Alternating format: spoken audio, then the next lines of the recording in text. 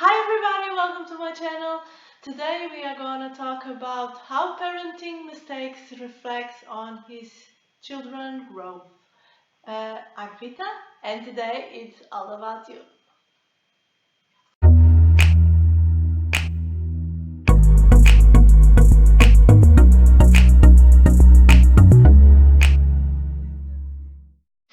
Parents want what is best for his kids, but sometimes good intentions leads to poor outcomes. Helicopter parenting usually creates a very strong anxiety in kids, creates an overwhelmed dependence. Sometimes kids doesn't do great in school, and they are a little bit more focused or a target of a bully. So usually this happens because the kid doesn't really feel that he can do it, because he's a little bit narcissistic because he knows that the parent is always over him, and it's never a good solution when parents try to do stuff from for his kids and not to the kids or to help the kids. Of course, these parents, they think they are helping, they think they are doing the right thing, but the result is usually poor, very poor. So how can you help your kid? You can help your kid if you listen and respect his own wishes and opinions and tastes. If you be with your kid and try to encourage your kid to do his own tasks, encourage your kids to solve his own problems, and try to let him try things. So kids need to experience some stuff, needs to do and to make some mistakes, because most of the times it's when they learn the most. Sometimes personal life issues really gets on the way, and parents really want to overprotect the kids. They are constantly advise the kids not to talk with strange, not to go with strange, not to do anything with nobody. So with strange people, of course, you have to encourage your kid to not really have any kind of contact, particularly if he's a person that he doesn't know. But that doesn't mean that he can't talk with the neighbor, he can talk with a person that he already knows. So don't overwhelm your kid with trust problems. This usually leads to a kid that doesn't talk to nobody, that social is very social life, it's almost zero, and this develops a really a trust issue in the kid, that usually leads to low self-esteem and low confidence. So if you want to help your kid, please remind him the situations that he should not trust others. Usually it's trusting people that he doesn't know at all, but other people that he knows, as I told you, a neighbor, a friend, somebody that he already knows, he can trust or he should trust, and you have to trust to your kid. You have to uh, teach him how to react in some cases, and in the end you have to trust that what you said to your kid, it's valid and it's something that he will do, and this is a way that he will react. So trust that you will trust your kid. Don't try constantly to control your kid's initiative. So if he wants to do something and if you evaluate that is nothing that it's dangerous for him, why not? Let him choose his own friends. Let him have appointments with playdates. Let him do his own little choices in life. You need to relax a little bit and let kids be kids. So there's certain behaviors that you little by little will expect from your kid, and don't keep saying to your kid that he is too young to do something, that he is it's not mature enough to do something, because this can lead to a very tragic psychosomatic problems.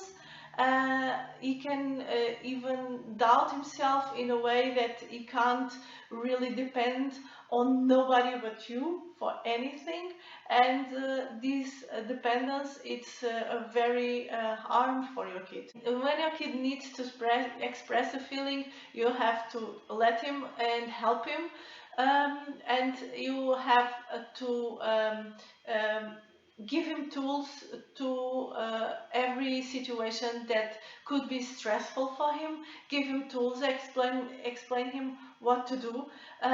Otherwise, this kid could grow in a very dependent way, as I told you before, and he can have a really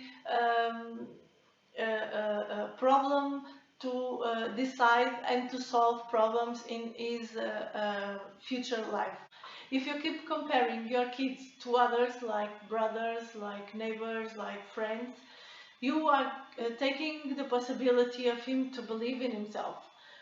So the kid will grow thinking that he is not valid, that he can't do stuff, that is having problems with low self-esteem and low confidence.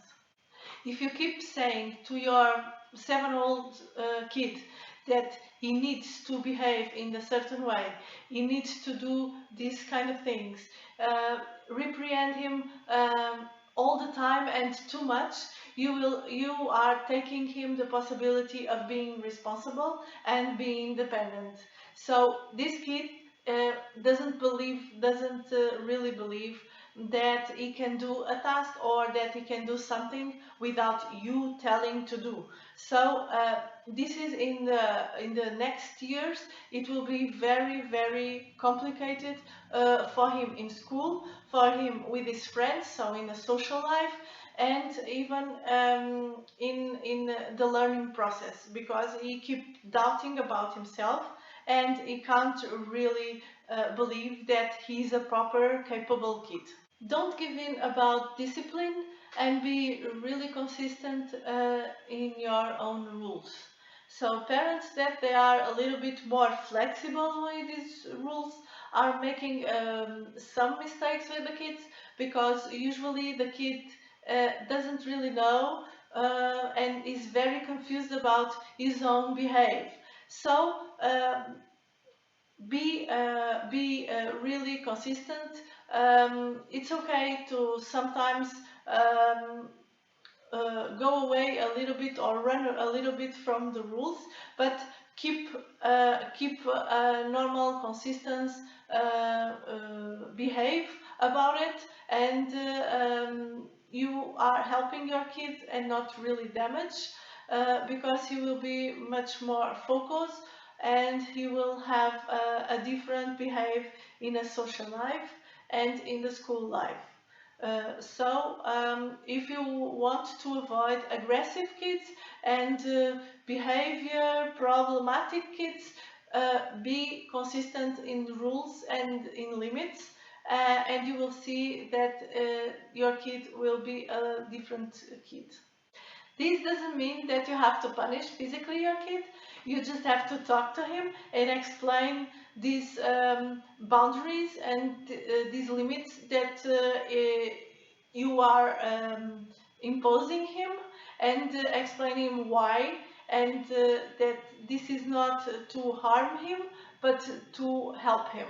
Lead by example, because this is the best way your kid will learn, is to be consistent even in your own behavior. So be a role model, but be consistent, and make your kid believe that he will have consequences if he doesn't behave like you expect, without aggression and without punishment. So in the end, I just want to tell you to, first of all, talk with your kid. He understands you and he listens to you. Make him responsible and make him independent. Don't make any kind of tasks for him. So everything that you are doing, it's to create a good human being. So lead by example, be with your kid, be sympathetic, but let him be a kid, because these are the most important years of his life, and of course he needs to experience stuff, even sometimes you don't really feel too sure about it, but let him try to do stuff by himself, and tell him that you are always with him and you can always talk about his experiences. Other thing is, if you want to know anything about your kid, instead of going searching for a diary or for